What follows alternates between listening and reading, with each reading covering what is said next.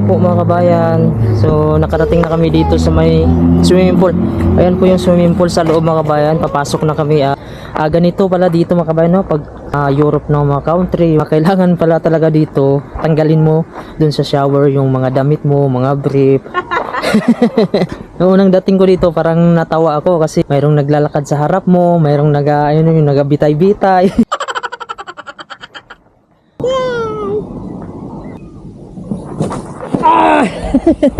Yeah! Ganito na. Straight! Straight! Hello po mga kabayan. So ngayon ay dadalhin namin yung mga anak namin doon sa swimming pool dito sa Greenland. So bibihisan muna natin sila kasi malamig pa rin sa labas mga kabayan. Pero yung swimming pool siyempre sa loob. Wear your jacket. Jacket. What's this? Side din siya. No! It's dirty. Dirty. No ha? So naiinip kasi sila dito sa loob. Wala kasi ibang pasyalan dito talaga mga kabayan. Mali? Medyo mahirap mga kabayan. Bihisan yung anak ko kasi... Ay, tiyam! Bali! Oh, ha? Bali! Hirap bihisan yung anak ko. Malikot. Bali! Kaya sa pagsusuot pa lang ng mga damit nila mga kabayan, nakapagod na. Yung bata dito kasi kailangan mong bihisan ng makakapal. Shoes! Shoes? Shoes! Okay. Hey, please backflip. Kuya, pinuntahan hapak. Gusto naman ako. Ay! Shoes, Maya! Gusto ko. Tanggalin mo na yan. Hello po mga kabayan. So nakarating na kami dito sa may swimming pool. Ayan po yung swimming pool sa loob mga kabayan. Papasok na kami at ililigo ko muna. Papasok ko muna itong mga anak ko dyan. Bigyan ko muna ng time itong pamilya ko kasi rest day man ko ngayon at saka bukas. Ito yung paligid natin mga kabayan, no? Medyo may snow pa sa bundok. Tapos ito yung mga building dito. Medyo matataas yung building dito banda. Ayan, so medyo marami-rami naligo ngayon dahil rest day nga ngayon mga kabayan, no? Sabado, Linggo yung rest day. At ito po yung swimming pool. Pasok po tayo dito. Hello po mga kabayan.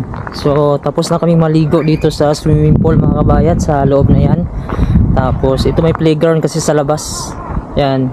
Uuwi na sana kami. Gusto ng mga anak ko maglaro pa. Parang hindi sila na kuhan dito sa loob ng swimming pool. Hindi pa naubos yung lakas nila. Dito pala mga kabayan, no, sa loob. Nung pumasok kami ng anak ko, ayaw niya patanggalin yung mga damit niya, yung mga brief.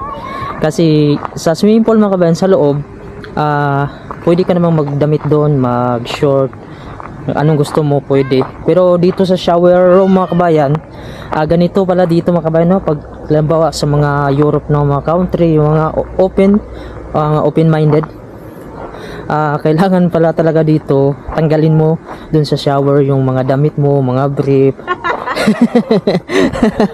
Nung unang dating ko dito mga kabayan, nung unang dating ko dito parang natawa ako kasi siyempre bago ka, yung umuupo ka mga kabayan dun sa kuan habang tatanggal ka ng mga damit mo kasi mag-shower ka, mayroong naglalakad sa harap mo, mayroong yung nagabitay-bitay.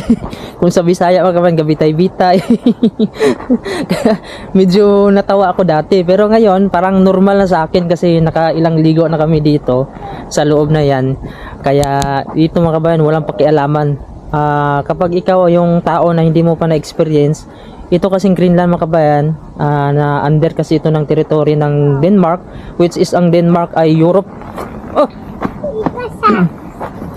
Mahulog ka, dito lang. Yung anak ko mga kabayan, gusto umakyat. Lalayan ko muna.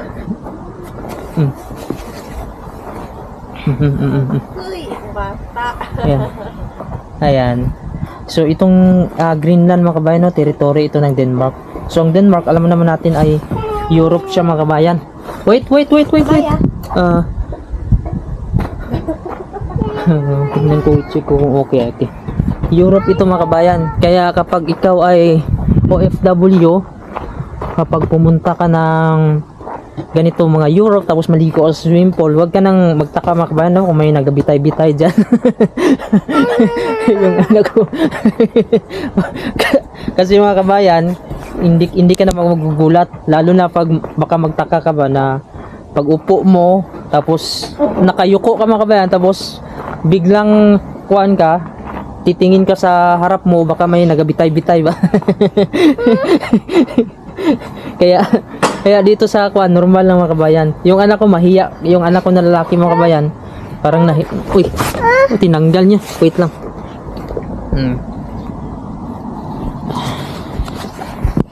Ay, wait.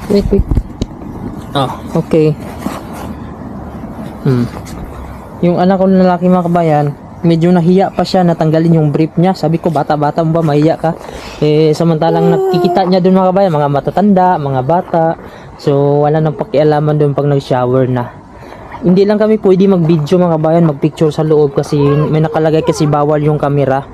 Sila mga kabayan, wala silang pakialaman dito pag nasa loob, kahit ano yung suot mo or nakaubad ka man dun sa may shower room, pero wag ka lang mag-picture, mag-video kasi hindi pwede mga kabayan sa loob, bawal.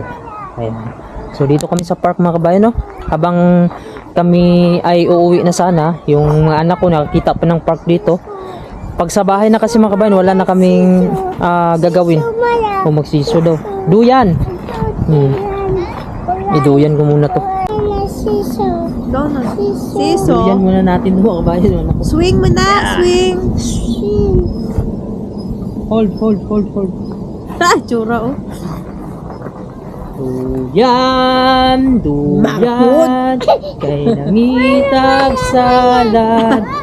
Duyan. Takot ako dyan. Ay! Na, mapiang. Yes! Duyan, kay nangitag salad. Duyan pataas. Duyan, kay nangitag salad. Duyan. Yay! Doon naman si Maya, slide na naman oh. Ayan, so hindi ko akalain mga kabayan, no, na makukuha ko yung pamilya ko, tapos yung mga anak ko na makabanding ko sila. Kasi dati noong mag-isa lang ako sa abroad, napakalungkot talaga at napapaisip ako na mag-exit na lang. Kasi sayang yung panahon mga kabayan na hindi ko sila nakakasama. Kahit kumikita naman ako sa abroad, pero salamat ako sa Diyos, lalo na dito sa Greenland na nabigyan tayo ng opportunity. Makasama ko yung anak ko, gaya nito. Nakakabanding ko sila mga kabayan, no? Nabibigyan ko sila ng oras kasi yun yung pangarap ko talaga sa pamilya ko. Yung maibigay ko yung pagiging ama ko, hindi lang sa pinansyal, kundi pati sa oras mga kabayan, no? Kaya isa sa dahilan kung bakit kinuha ko yung mga anak ko at yung asawa ko para ito nga mabigyan ko ng oras. Kaya dito mga kabayan, kahit paano ay maalalayan ko yung mga anak ko.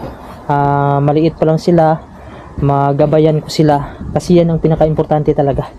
Dati ay gustong gusto ko na talaga mag-exit mga kabayan. Sabi ko kapag may kunting negosyo lang ako sa Pilipinas na mapalago ko, sabi ko mag-exit na lang ako.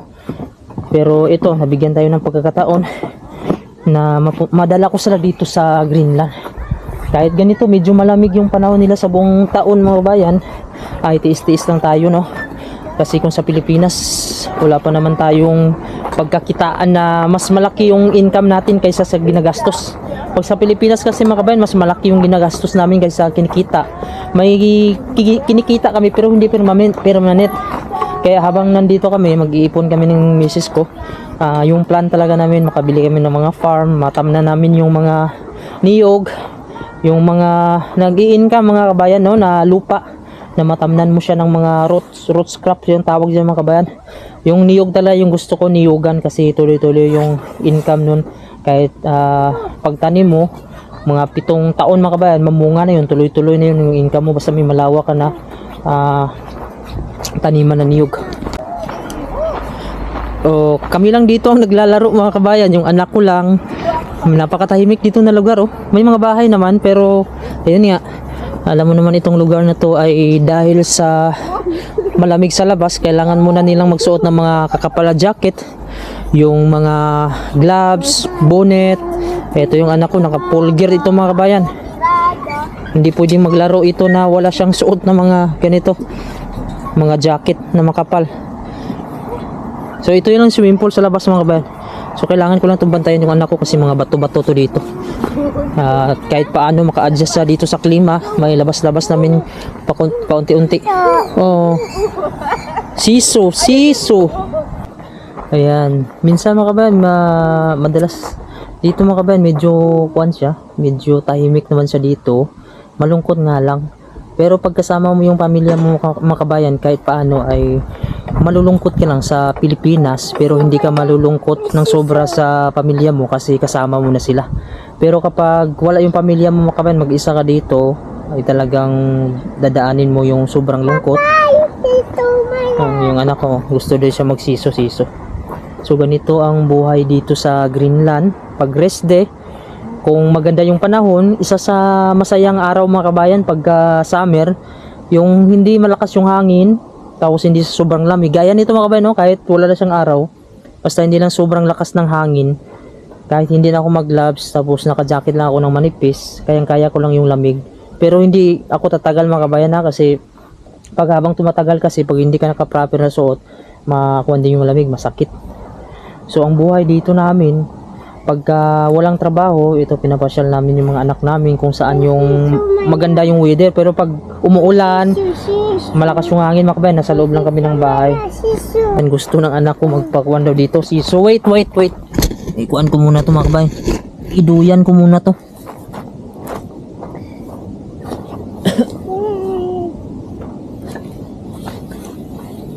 Mga kabayan, kantahan ko kayo ng duyan na kanta. Ito yung kanta namin sa church, yung maliit pa ako.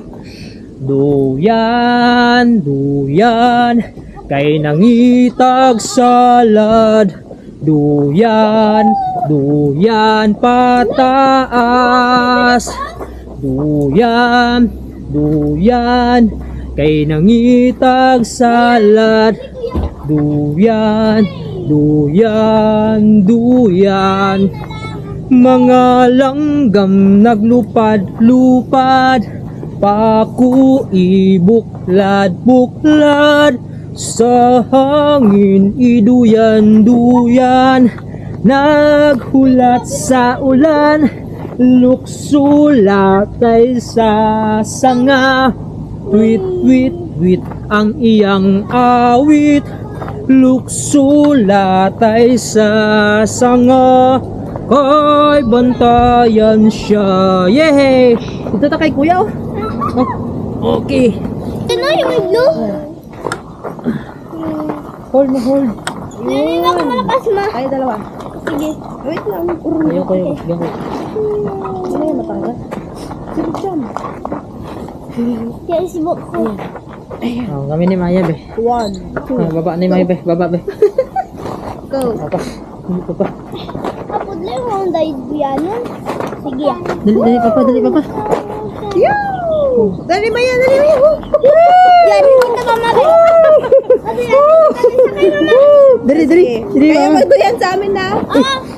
Go. Come. Maya, dali. Kamu mo. Dali, Maya. Kuya, si Duyan, papa. Dali. Dali ka doon. Duyan, papa. Gan ko na. Straight. Duyan, papa.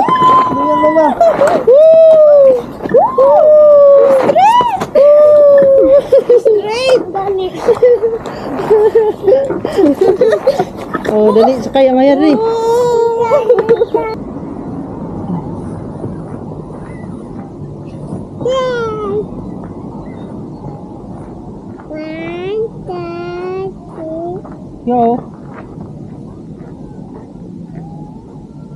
Go.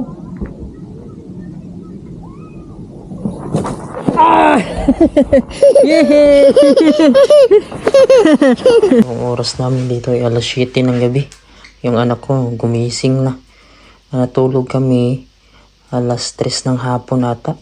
So 4 na oras yung tulog namin ngayong hapon. Tapos gabi na kami nakagising, alas 7 ng gabi. Ganito yung kuha natin. Napakalakas ng araw. Ginutom yung anak ko, kumain siya ng biskwit. Meron pa naman dito sobra si Mrs. na ginawa kanina na hot cake. Para gawing hot cake. Yan, tinimpla niya na. Ang gagawin ko ngayon ay ating lulutuin. Ito. Natimpla niya na to kanina kaso hindi na ubos ng luto. Dahil marami ang niluto niya kanina. At marami din yung tinimpla niya kaya lulutuin natin. Ito yung ulam namin kanina. Oh, halibut. Parang ginawang, ano, itong misis ko, may sauce siya. May mga bell pepper, yan, halibut na isda. Tapos ito kanina, dala ng kababayan natin ng mga Pilipino, mag-asawa, pumunta sila, nagbisita sila dito sa amin. Pizza, kinain, tapos nilutuan namin sila ng hotcake din. Tapos dito na sila nananghalian. Ito yung hotcake ng misis ko kanina. Isa na lang naiwan. Yan, lutuin natin itong hotcake na. Lagyan na natin ito ng konting mantika para hindi siya dumikit. Konting mantika lang siya mga kabayan ha. Tapos ilagay natin ito. Subukan natin. Kumuha ng hotcake. Ano? Isa ka kuwan ma? Isa ka tawag ni? Scoop? Dalawa na ka scoop? Ang dalawang scoop daw nito.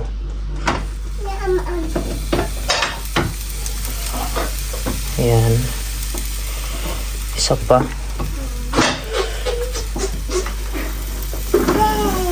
Ayan. So, antayin lang natin na medyo kuwan siya. Medyo maluto. Nag-drawing lang yung isa. Nagutom. What do you want? Do you want this one? Okay. I will open. This one. You like? This one. Get one. Get one. Don't bring all. Get one. After this hot cake, I will give you. Oh, medyo naluto na agad siya. Dali lang din maluto ni ma? Takluban na mga kabayan or takpan. Ayan. So, takpan muna natin para medyo makuha talaga siya. Maluto. Tingnan natin. Ayan. Medyo bumukad na sa mga kabayan, no? So, ito yung masarap mga kabayan sa hot cake pagka kuhaan, may kape. Ayan natin, ha? Ayan. So, ganyan. Okay na yan. Ganyang medyo nag-brown siya. Brown na talaga siya. So, isa.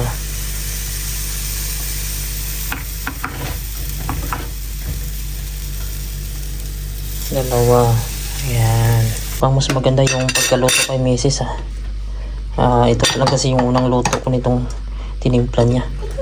Ayan sa kanya kay Mrs. Oh. Buo na buo ha. Sa akin medyo basag. Kuha tayo ng margarine dito mga bayan ha. Medyo matigas pero lalambot yan dito. Sa rip kasi yan galing yung margarine. Mag-oil yan dito. Yun yung gusto ko dito. Sarap to kainin pag lagyan ng margarine. Malinamnam siya. Kasi medyo mainit yung gawa natin. Ito. Yan. Kuya. Try. Delicious. Yummy. Amaya din. Like Amaya? Yan na. Gusto niya makabayan yung hotcake. Mayroong margarine. Malasa daw. Hello mga kabayan. So ngayon susubukan ko din yung niluto natin na hotcake. So lagyan natin ng margarine. Ito na lang yung Mantuchi, watuchi. or butter. Yun o, lagyan natin. Watuchi, watuchi. Ayan. So ganito lang mga kabayan, no? Lagyan natin. Magbasa lang kasi yung butter, yung parang margarine niya. Masarap kasi pag maraming margarine. Butter. Ayan o, butter. Parang lasang margarine siya mga kabayan. Yan, ito yung hotcake natin. Iba yung kulay niya kasi iba yung coloring na nilagay yung misis ko. Subukan natin yung lasa. Ito na po siya. Tupiin na natin para hindi magtulok. Malambot. Malambot. Mutulok kasi yung margarine mga kabayan. Nagjujugo siya. Malambot yung hotcake natin. Masarap siya pag may kape. Pero sa akin, okay na to. Ang sarap mga wan, parang hot cake lang din sa Pinas. Marami pa oh. May dalawa pa.